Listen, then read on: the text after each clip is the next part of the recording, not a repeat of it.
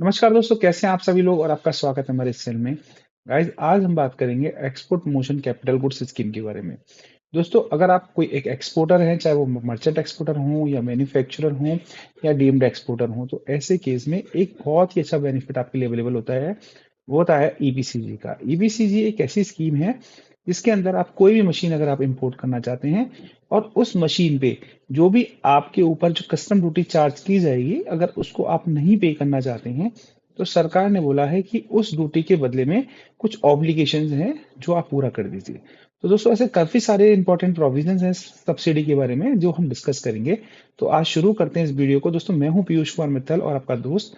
तो दोस्तों, हम जनरली फाइनेंस, सब्सिडी और एक्सपोर्ट के लिए हम ज्यादा से ज्यादा वीडियो लेकर आते हैं ताकि आप उन वीडियोस के माध्यम से अपने व्यापार को फायदा पहुंचा सकें। तो शुरू करते हैं इस वीडियो को।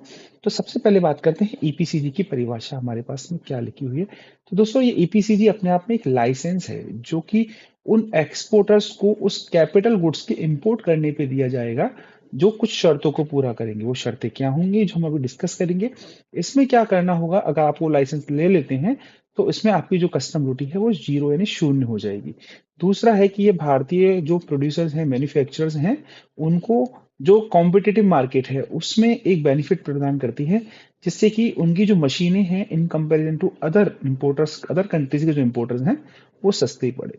अब इसमें एलिजिबल कौन कौन है दोस्तों? इसके अंदर जो एलिजिबिलिटी है वो है आपकी, इसके अंदर जो भी आपके मर्चेंट एक्सपोर्टर्स हैं, या आपके हम बात करें कि आपकी जो भी डीम्ड एक्सपोर्टर्स हैं, या आपके जो भी आप मैन्युफैक्चरर्स हैं, तो वो सभी इसके अंदर कवर होंगे। अगर आपने कभी आज तक एक्सपोर्ट नहीं किया तब भी आप इस सब्सिडी का फायदा ले सकते हैं। आपको हमारे दिए हुए नीचे कॉन्टैक्ट नंबर जो डिस्क्रिप्शन में अवेलेबल है उन पे आप जाके इनसे कॉन्टैक्ट कर सकते हैं। दोस्तों, सर्विस प्रोवाइडर भी इस सब्सिडी का फायदा ले सकते हैं अगर वो अपनी किसी प्रकार की मैन्युफैक्चरिंग एक्टिविटी या निर्यात से जुड़ी हुई कोई सर्विस देना चाह रहा है, तो भी उसका फायदा वो ले सकता है। जैसे कि आईटी कंपनियां हैं, होटल्स हैं, और भी इस तरह की कई इंडस्ट्रीज हैं जो इसका फायदा ले सकती हैं। अब दोस्तों, आगे चलते हैं। अब बात करते हैं हम लोग ईपीसीजी के लाभ क्या क्या, यानी बेनिफिट्स क्या क्या मिलेंगे आपको इसमें। तो इसमें आपकी जो कस्टम ड्यूटी है पूरी माफ कर दी जाएगी। इसके अंदर जितनी भी मशीन है आप इंपोर्ट कर सकते हैं, यानी कि आपको जो लाइसेंस ग्रांट किया जाएगा उसके अंदर आपकी जो लिमिटेशन है उतनी अमाउंट की आप मशीन इंपोर्ट कर सकते हैं। आपको जो इनडायरेक्ट टैक्स की जो क्रेडिट है, यानी कि आपने जो इंपोर्ट पे जीएसटी इनपुट ली है उसको भी आप क्लेम कर सकते हैं, being like as a ITC, input tax credit की तरह।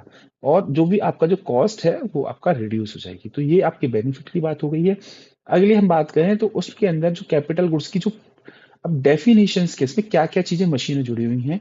तो दोस्तों, इसके अंदर जो मशीनरी है वो प्रोडक्शन प्रोसेस में काम आने वाली मशीन या उनके उपकरण होने चाहिए। उनके टूल्स, स्पेयर पार्ट्स या मोल्ड, डाइज, फिक्चर जो भी आपकी हैं सभी इसके अंदर कवर होंगी। साथ में जो भी कंप्यूटर सॉफ्टवेयर या उससे जुड़े हुए जो भी हार्डवेयर हैं वो भी इसके अंदर कवर किए जाएंगे। अब दोस्तों, इसमें जिम्मेदारी क्या है? सरकार ने बोला कि ठीक है, आप मशीन इंपोर्ट कर लीजिए, लेकिन इसके साथ में आपकी जिम्मेदारियां भी कुछ बनाई गई हैं। तो वो जिम्मेदारियां क्या क्या हैं? तो दोस्तों, इसके अंदर आप जितनी भी ड्यूटी बचाएंगे, ड्यूटी देखो दोस्तों, अब इसमें ना कई सारी तरह की ड्यूटीज होंगी। इसमें क्या होता है, जनरली जो बीसीडी होती है, बेसिक कस्टम ड्यूटी होती है, उसका 6 गुना यानी 6 टाइम आपको एक्सपोर्ट करना होता है। दोस्तों, उसको एक्सपोर्ट करने के लिए आपको गवर्नमेंट 6 साल का वक्त देती है, जिसमें पहले 4 साल के अंदर मिनिमम आपको 50%, यानी कि मान के चलिए आपने 1 करोड़ रुपए की कस्टम ड्यूटी उस मशीन के ऊपर बचाई। ड्यूटी की बात कर रहा हूँ, मशीन की कीमत की बात नहीं कर रहा हूँ, ड्यूटी। 1 करोड़ रुपए की कस्टम ड्यूटी आपने बीसीडी यानी बेसिक कस्टम ड्यूटी आपने सेव की। तो आपके पास 6 साल का पीरियड है। पहले 4 साल में सरकार कहती है कि आप 50% पूरा कर लीजिए। बचे हुए 2 सालों के अंदर आपको जो भी 50% या आपका जो समय, जैसे मान के चलिए आप पहले साल में 50% पूरा कर लेते हैं, तब तो आपने 4 साल वाली कंडीशन भी पूरा कर ली। बचे हुए तो आप मान लीजिए आप पूरे 2 साल 3 साल में पूरा 6 गुना कर देते हैं, तब तो कोई दिक्कत ही नहीं है। लेकिन पहले 4 साल के अंदर आपको मिनिमम कम से कम 50% का आपको एक्सपोर्ट करना जरूरी है। अब दोस्तों, इसके लिए आपको 6 साल का वक्त होता है, और जैसे आप मशीन इंपोर्ट करेंगे, लाइसेंस जारी होने की तारीख से ही ये 6 साल की अवधि चालू कर दी जाएगी। अब दोस्तों, इसकी कैलकुलेशन भी मैंने आपको समझा दी है, इसके अंदर क्या क्या मशीन है। अब बात करते हैं कि छूट की शर्तें क्या हैं। जैसे शर्तें मैंने बताई कि कैपिटल गुड्स है उसका जो उपयोग है वो एक्सपोर्ट करने के इस्तेमाल किए जाना चाहिए, यानी कि आप उसका इस्तेमाल एक्सपोर्ट में करें। इस मशीन को जब तक कि आप अपने ऑब्लिगेशन को पूरा नहीं कर लेते, तब तक आप इसको बेच नहीं सकते या किसी को ट्रांसफर नहीं कर सकते। यह दो मुख्य शर्तें इसके अंदर जुड़ी हुई हैं। ओके दोस्तों, इसका जो प्रोसेस होता है वो हमारे पास काफी सारे डॉक्यूमेंट्स होते हैं, जैसे कि हमें आईसी कोड है, आपके एक्सपोर्ट प्रोसीजर्स हैं, मशीनरी की डिटेल्स हैं, वो सभी हमें इसमें चाहिए होती हैं। अगर आप इस चीज करवाना चाहते हैं तो आप हमसे संपर्क कर सकते हैं।